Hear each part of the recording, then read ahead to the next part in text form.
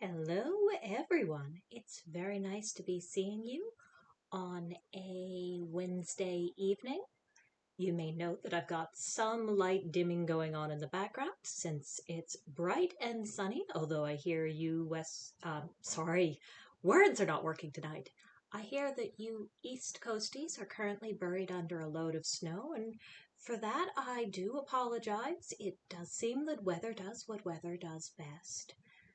If you're first catching up on this channel and you've never met me before, you can call me Miss Pearl. I go by either Miss or Pearl, it's up to you. And the topic that my patrons voted on was Hypno.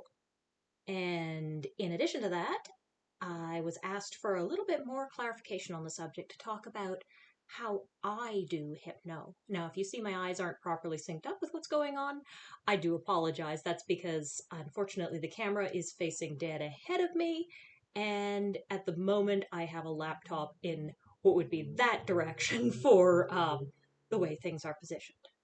But be that as it may, what I'm going to be talking to you about is not a subject I'm an expert in. I have not mastered all the hypno tricks. There are DOMs of all stripes and tops and hypnotists who are considerably better at this than I am.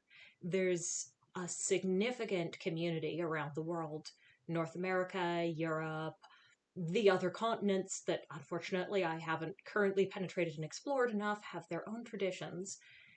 And it's a surprisingly easy fetish to get into, one that takes a little bit of patience and a little bit of willingness to suspend disbelief and imagination, but also extremely rewarding. Now, I first got into doing hypno because, well, I've always had a mind control fetish, and it's something that really works for me. I personally hadn't had a partner that I could explore it with, and I'd kind of avoided it because I find that most hypnosis does not actually work on me, and that isn't a statement of, "Ooh, I'm so dominant and powerful, I resist all mind control." That's actually a statement of the way that I experience it allows me to get parts of it, but not the full story that other people can. And one of the neat parts about hypnosis as the fetishist culture around it is there's considerably more emphasis on the role of a skilled subject. And there's all sorts of cutesy abbreviations. They'll talk about the hypnotist as being the tist and the subject as the subject of it. It's less emphasis on dom and sub, even though you might see the topping and bottoming language involved. But one of the other things I noticed about the hypnosis community as I've explored it, there's considerably less emphasis on being in a hard role in one direction or the other. And there are a lot of people out there who are actually switches. And this makes sense because it's something where if you're exploring it, it's very easy to find instructions on how to do it, and it's not as easy to find instructions on how to be a good subject. Now, one of the first things you may be wondering is hypnosis real? And if you're thinking about the ooh scene in a movie where the mind-controlled victim is completely at the thrall of another person, no, that's not going to happen. If you have a very suggestible person who likes to go along with what they're being told to do, they might do that, but you can't. Instead, what you get is a lot closer to the effect of, say, ASMR, which, if you're not familiar to it, that's the tingles that some people get from certain kinds of touching and certain ways of talking and certain sounds and gestures. And there's a huge overlap between gestures that work for ASMR and gestures that work for hypno, because what you're bringing out in the other person that you're hypnotizing is a focused and calm state that holds their attention but also puts them into a trance. Now, if you've ever been completely immersed into a movie or a book, so focused that that was holding the main part of your attention, or maybe you were concentrating on a game that you were playing, those sorts of things are also a form of hypnosis, which is to say it's not a very threatening thing, it's just something that has your attention for the time being. Now, as a newbie, I'm obviously concerned about the safety rules that people give you, but for me as a newbie, I had a little bit of a, well, you really can't be hypnotized without your consent. What is all the worrying about trigger warnings? But I'm going to work with the fact that for some people, they feel more suggestible than others, and it's not up to me to determine what makes other people feel things. So I've obviously taken the initiative of putting a nice big trigger warning right there, although that should be evident for anyone who's watching this. And as I don't know what triggers people, and I may not think about what specific example I do before I provide any sort of example to you, then I just want to make sure that you're aware of it if you're somebody who'd be distressed by feeling that you were pulled into a trance, and you're so easily pulled into a trance that even my own amateur self could do it. I don't want you to feel uncomfortable, and I'll understand if you'll skip this one. Anyway, so I've always had fantasies of mind control, and they've often focused on magic or extreme sci-fi that's the equivalent to magic. Some means of taking control of your victim and allowing you to do what you want to them. And I've always liked the fantasy of having control over somebody, but a tiny sliver of them being like a passenger in their body, aware of what you're doing to them. These fantasies are all very complementary with hypnosis, and while many hypno-kinksters actually go for the full stage hypnosis, every little piece of it, even say the traditional pocket watch, these things become the focus of the fetish as well, and become very pleasurable for people to interact with. And many hypnosis fetishists who are really, really, really into the kink will tell you about scenes in movies when they were just discovering their sexuality, or even before they really had sexuality, where they were super into that. And for me, it's the mind control I find more compelling, but it works very well with me because one of the biggest skills when you're hypnotizing someone is the patter. It's the ability to keep a stream of talking going in order to help facilitate getting the person's attention. And this is relatively easy for me. The other thing that you may find in hypnosis is creating beautiful stories. And this is something that it shares in common with meditation, both using tricks of body awareness, asking you to think, what does your breathing feel like? Can you follow your breathing? Just let yourself breathe naturally and acknowledge your breath. Let me know how it feels. Is your breathing fast or is your breathing slow? And this sort of behavior and patterns of talking overlap with meditation, which the distinction between meditation and self-hypnosis is pretty much, does it matter really? It pretty much gives you the same head state. Obviously, there's a certain point that hypnosis is not a panacea. You obviously can't, for example, snap your fingers and say, okay, you no longer have a phobia of thus and so. But some people do use it as a therapeutic role. I do not. Well, I understand that some people will find that their kinks may be beneficial to health concerns they may have or towards their overall wellness. I generally follow that, well, it might. That is not my role if I'm somebody's partner. I am not a trained treatment professional of any kind. I believe any contribution that any sort of kink does to your life is entirely the benefits of having an intimate relationship with someone else who understands and values the same things you do, which is immeasurably beneficial. But I lean more on the side of not claiming any therapeutic capacity. Now, with hypnosis, like I said, a line of patter is really compatible with me, and I bring this not just with the sort of thing that makes me think putting myself on camera here and talking to you is a good idea, but also because I have a lot of experience, both growing up and now as an adult, doing creative hobbies, performing, doing the game master role in role playing, or storyteller if you're more into the World of Darkness franchise. And these things contribute to being able to build this scape for people, and visualization is a key way of being able to hypnotize people. I use it a lot in my own practices, And because it's so easy for me to naturally create a story, it becomes easy to pull someone into a pattern just by telling them a story. There's other things I use. The watch that you're seeing here is actually a necklace. This was a gift from a friend who just gave it to me because she thought I'd like it for a costume prop for one of my creative hobbies. And I don't think she assumed that I was going to end up using it for this particular context. But when I found out that Silver had a hypnosis fetish, which when we had those early days where we were discussing, do you want to be play partners together? This could be fun. I have a need. You can fill the need. He mentioned that he had this fetish, and I started extremely playfully with him. Just in Facebook Messenger, they have a little voice recording thing, and I made tiny little clips, less than 30 seconds long, that were very similar to what you'd hear in a meditation clip, and he found these very compelling. So for me, that was very encouraging to keep trying. And I would have to emphasize that one of the key things that makes this possible is that I'm playing with someone who's a very, very experienced subject. Well, this has basically been a year for me.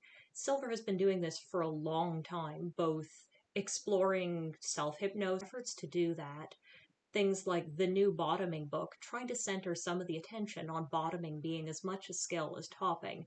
And I really think that we need to do more of that in kink at large. And if hypno kinksters had anything to teach the rest of kink, it would probably be that you need to look at both halves of any sort of kink interaction to be able to truly understand all the moving pieces.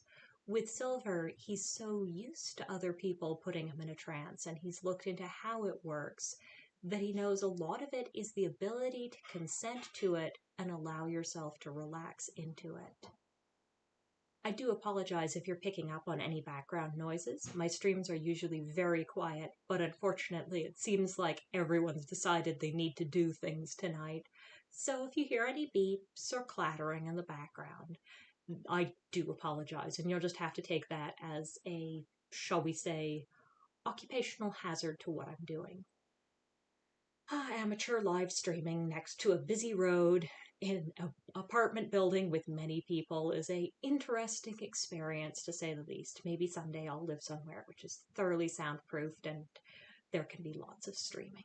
But getting back on topic, and also not being drawn to stare at my own image like so, because it's very distracting to watch yourself when you're talking, but also a very good way to make sure that I don't do one of my videos like I did last time, which is entirely from this angle, which is not possibly the best way to see me. On the subject of hypnosis, once I'd started doing those little video clips, and I think I'm going to need to cover up the example video. If you just give me one moment. Et voila, there we go. I'm no longer staring at myself, so I can focus entirely on you being the camera. But yes, it started just with flirting and doing little creative things as come naturally to me. And in the early days of courtship, Silver heard, because I was honest with him that I didn't have a lot of experience with this, that, well, he was going to help me, and he ran out and grabbed me a couple of books on hypnosis, which if I was better prepared, I wouldn't have things in front of my bookshelf. But one of them was Mind Play, A Guide to Erotic Hypnosis, the 2017 edition in particular. And the other one, which if I can lean over and find it, is a manual that was done by Sleeping Girl. That's the name that they go by if you find them on social media. They also write a lot of stories. Now, with these two books, I honestly didn't find I ended up learning from them that much. They're not bad books. What I ended up doing is just leaping into it with my know-how just from my experience with kink, and then carrying on from there.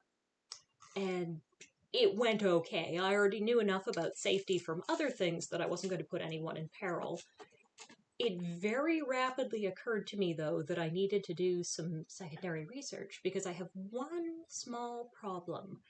it's possible to get me to the relaxed state of trance where you feel all floaty, or the sort of tingly state you get with ASMR.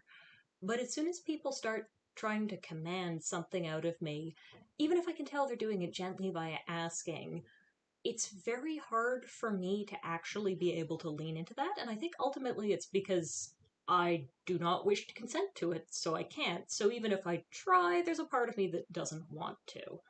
And because I can't do that, it's not the same as, say, practicing your impact play on yourself. It's something where you end up having to look for other sources for it. So I started by running and finding anyone who was reporting themselves online who I felt friendly towards as a hypnosis subject, and I asked them what their experience was like. And I talked to Silver about it, and he explained how for him the secret was to let himself do it and to lean into it, basically fake it until you make it and you'll get there. But I also made sure to sign up for a bunch of the online classes. Now, and I'm going to take a drink of water. If you've ever wanted to take online classes from BDSM scenes all around the world, there's never been a better time than during COVID. All those little classes that would be running monthly in whatever their version of their local community center would be in any of the major cities have now all gone online. And the Eulenspiegel Society in New York has been doing a Tuesday free kink class in an alternative to their usual in-person meetups for the duration of the pandemic. And that's how I found my first class, through someone who goes by the handle of Sex Obsessed Lesbian. I think it was probably a good thing that that was the case. I hate to say it, but one of the things that had probably caused me not to explore hypnosis as much in the past is that I associated it with the very male-dominated culture of stage magic. And unfortunately, stage magic has a tendency to, and I'm not saying all magicians, I dated someone for 4 years who does wonderful sleight of hand tricks and understands a lot about magic shows. Uh, so not all magicians, but it does tend to invite that sort of libertarian, I know better than you, bro, who the problem with them is they have a trouble thinking of me as anything other than what they'd most like me to be. And this can make them very hard to learn from, whereas this may be a knee-jerk reaction I've had from my rather negative experience back when rope was way more of the focus and my scene was knee-deep in creepy rope tops, all male. But this has made me shy about the subject, so getting to learn in an environment like that, which was queer, that was a online class so I could control like how much I wanted to engage with it, this was super useful. And it wasn't even a Hypnosis 101 class. It was Kinesthetic Hypnosis, which was using touch and spaces you can stroke on someone, and hair pulling, and all the things that might be a physical sensation as part of your hypnosis triggers. Now, these could be, as I said, just the reactions the body gives you when it's touched and stroked and how that feels. Or it could be part of what you're doing with making sounds or creating an immersive experience through changing the textures, which is a very key part of being able to do the role-playing component and immersing your subject, because often the immersion component involves giving them a little piece of what they might feel, and then their imagination fills in the blanks. And I could give you some sort of psychobabble thing about what the brain is doing that, and this is doing that, but to be honest, a lot of it appears to be conjecture of what seems to work. I'm just going to accept that people have a lot of imagination, and they like doing this, so this is largely why they're doing it. Water is good. After I did the class with Sex Obsessed Lesbian, because I enjoyed her class so much, it made me want to seek out other classes, so I made sure to pay attention to whenever there might be a class that was listed online for different groups, and I signed up to go to the Charmed Hypno Convention that they were holding online. And Charmed is an American group of hypno kinksters. And they had all sorts of different classes and all sorts of different subjects. They also had some BDSM overlaps. And most of the classes you can get are very much 101 classes. What is hypnosis? What are some basic things? But what I found most affirming about taking the classes was not that I was learning a pile of new things. It was that I was learning to talk about something that I had always intuitively understood and learning what was functional and what worked for other people so I could expand what I'm doing and I could change it up a little bit and I could see other people's pattern. And they had a very consent oriented project, but it allowed you to do things like participate in a mass hypnosis activity. So I learned a little bit about one technique where you have someone repeat back things to you, and I found that one works very well to great effect. And I find myself getting it to enhance even my day-to-day performance and how I interact with people. And again, you're not going to see me drill down into the, oh, I'm a super salesperson, I'm learning neurolinguistic programming, everything is an act, I've got this all figured out. I'm autistic, and that means that I have learned very early on the limits of assuming you have everything filled out because you just have to memorize the rules for how socialization works with humans and everything would be fine. That way lies madness, and anyone I've ever met who tells me that they have finally cracked the human code, they've taken the red pill, whatever it is they want to explain, usually is this close to a nervous breakdown or has figured out humans in their mind by anything that doesn't fit into their paradigm involves them going, la la la, I can't hear you, you don't exist, you're the exception that proves the rule. So yeah, I'm not going to be going into the full-on neurolinguistic programming, you can change everything you're doing, but what hypnosis is, far as an interpersonal activity is about, is performance. And you'll see this if you see a DJ or a musician or someone on stage giving a talk, the way that they engage and pull the audience in. And it can be an audience of one person or it can be an audience of a whole coliseum of people screaming and cheering, or just busy people on the street going back and forth. And this hypnosis is not a magical, I have a mind control ray, as fun as that might be. This hypnosis is starting a conversation that creates a back and forth basically back and forth, an exchange. And this exchange, like I said, is very consensual when you're building it. And that's something that really, really has informed how I hypnotize. I very much lean on the asking the person questions and using probables until I've figured them out.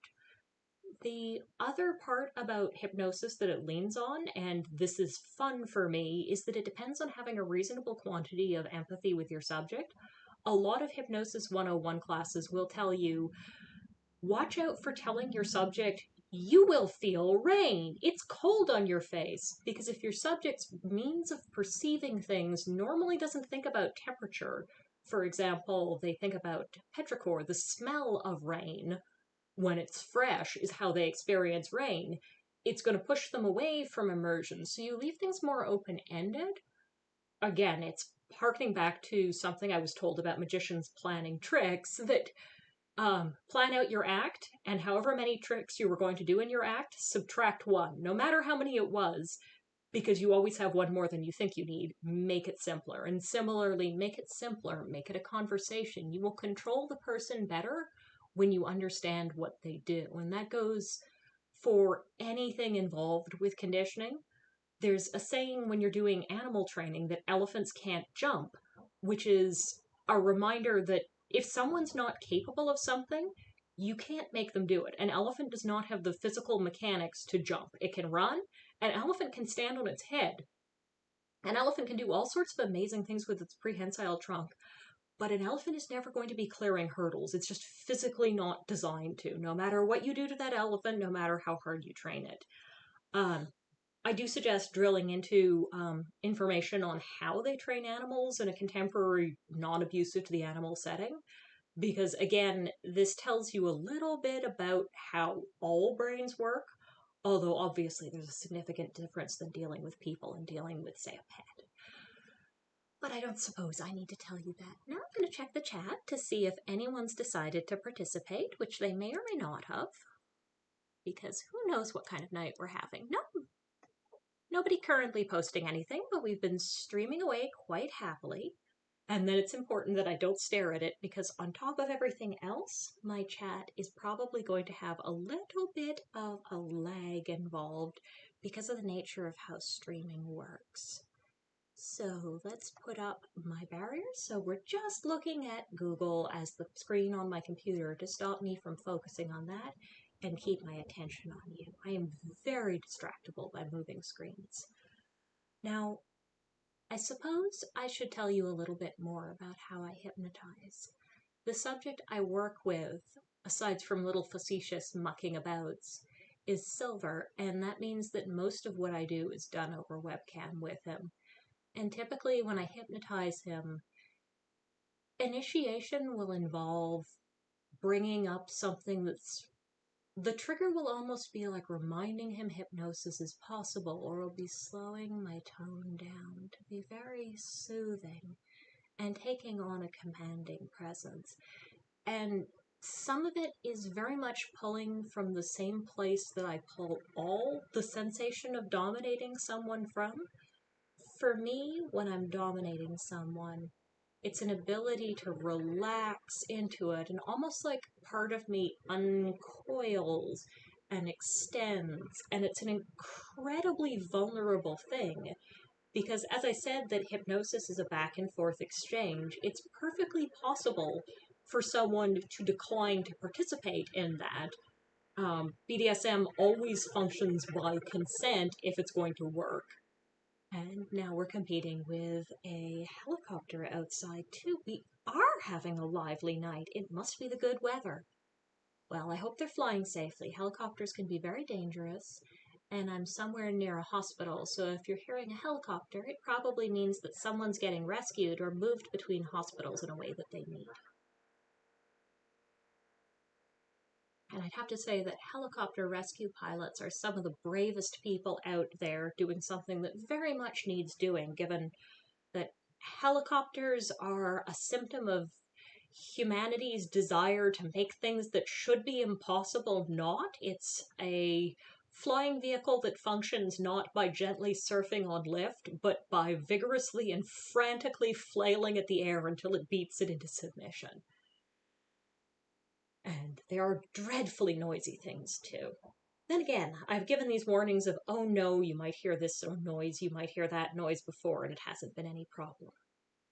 And I'm getting off topic. I promised to tell you how I hypnotize Silver. Well, uncurling that atmosphere and affect of dominance extends out to him, and I can see the lines in his face as he starts to react. There's this look that he'll get in his eyes, and for him it's a fetish, so there'll also be that slight aroused face as the entire sensation of it starts to connect us both together. And then I'll slowly start to segue very naturally from talking about something slightly commanding or controlling or a fantasy, and then I'll often do very simple breathing exercises. For example, one that goes something like this. Breathe. 1, 2, 3, 4. Hold. 1, 2, 3, 4. Release. 1, 2, 3, 4. And if you repeat a few patterns of this causes the person to both be consciously mindful of their breathing, which can take quite a bit of their attention, but also slows their breathing down, and you can slow those numbers down. And since they're the one doing the breathing, they're not going to come to any harm. My goodness, I'm a little stuffy. I had someone point that out on one of my streams. They were worried if I had a cold or something. I think it's probably just allergies, which seems to be the way of the world lately. So once that happens, I'll use a count backwards from 10 as another means of further using as a trigger, or I'll bring out something like this as a prop. and I might swing the watch back and forth. And I really don't know how much the watch does other than frame it for him as this is a moment of hypnosis. This is a moment of focus. This is a moment of control. This is a moment in which you can give everything up and go deeper for me. And certain words have a certain powerful resonance for him. It varies from person to person, but this is commonly talked about as being someone's triggers. Another one people will fixate on is the finger snapping, and those sorts of things will often be tied to something like and sleep, and that's repetition of expectation works for people. And for me, I think if you're new to hypnosis, you can go into it and think, well, that feels a little hokey and it's a little weird. I find that I'm open-minded, so I can accept things like that, but I decided the other part of it that works is much in the way that when you're telling an old folktale or something, you may notice that there's certain patterns that come up over again, like a tendency for there to be 3 siblings, or for us to rhyme certain words together. Like in an old story, you'll say something is as soft as silk, and her skin was as white as milk, and this sort of repetition helps the brain tie into it and remember it. And you've probably encountered this too. If you're on Twitter, you'll see someone saying, like, friendly reminder, that's not a good look, and so on. And these sorts of flaggings frame a sentence in almost like a narrative cliche that apply more meaning, kind of like how you'd stick an emoji or an exclamation mark or otherwise like underline it or make it flow evenly.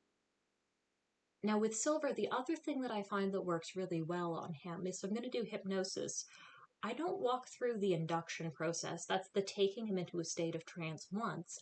I'll often do layered trances, and this means that he'll be relaxed and he'll be getting into that tranced out state and he'll be enjoying himself and things will be going great. And then I'll let him rise up back a little bit without ever really ending my patter. And then I'll either start telling a story that's basically a trance within a trance, or I will use an induction, and then I will use the induction to make him imagine something that is an induction. So for example, I will count him down from 10, reminding him that he'll be very suggestible between numbers. And then once I get there, then I'll give a visualization exercise for him. So for example, I'll tell him to visualize a whiteboard or a blackboard that's written with all the thoughts and feelings of the day, everything all written out. I want him to imagine for me slowly erasing that board and making it nice and blank, and all his thoughts just sliding away off the board. And this double induction tends to work really well, and I enjoy it because I like things that are Ouroboros. They're like circular, following their own way. It's probably one of the reasons why spirals are so popular, because they're an endless pattern that's just repetitive enough to be easy to follow, but not so repetitive as to be unpleasant the way that a blink flash can be unpleasant. And then usually when I'm doing hypnosis, sometimes something will interrupt. For example, there was one memorable moment when he sneezed and I had to reinduce him because, well, when you sneeze, you tend to be all awake again. But otherwise, things I might do in hypnosis would often involve a wake-up part of this. And if I'm doing something where he's supposed to be very down in trance, I'll do a whole ritual of 1, 2, 3, 4, 5, and come back to me now. And that sort of thing gives him a clear signal and signposts where we're going to go next. Sometimes he'll just naturally float back on his own from where he's going, because I'm mostly just like, basically, I describe the experience of hypnosis as convincing him to get into a boat and then gently pushing the boat into something like a swimming pool. And I've got a long pole and I'm pushing that around the swimming pool using the pole, even though the buoyancy is coming from the boat itself and him. And then sometimes when he's done, it's because he's floated to the other side of the pool and, get off the raft. And sometimes when he's done, I carefully use the pole to lever the raft back to the edge of the pool again. And so sometimes I'll be formally ending it, and then I'll usually have a little chat with him afterwards as aftercare, although My experience has also been that with silver, what I intend to be aftercare often tends to segue into attempting to initiate more please, which I have just learned to ride and plan for accordingly, as we both seem to find it very pleasant. I think this was super rambly, but I've met my obligation to spend time talking to you. And of course, I enjoyed keeping company with you, and I'm glad that I'm doing this habit. But now is the time to do the important step of reminding you to like and subscribe. And I'm not moving my hands correctly. There we go. Like and subscribe. Click the little bell. You definitely want to click that bell because then you'll get notified whenever I have a new video. And in addition to that, I have a book that's available on pre-order on Amazon. And let me go one step further and pop you up the ad. Look at that! Corporate Conditioning, a story about mind control with hypnosis elements. If you like me rambling about hypnosis, maybe you'd like to hear me writing a femdom mind control cyberpunk office romance about a licensed interrogation specialist who works for a boutique firm that does abductions, hostage holding, and mental reprogramming involved in a conflict between two corporations who gets a little bit too close to her latest contract. Now, it's available on Amazon, both in dead tree format, or if you want to experience it in true digital immersion, you can get that for a Kindle. Thank you for tolerating our little ad. We really appreciate that. And that will be it for tonight. Thank you for coming out and listening to me, and hopefully I will see you again next Wednesday. Have a wonderful evening.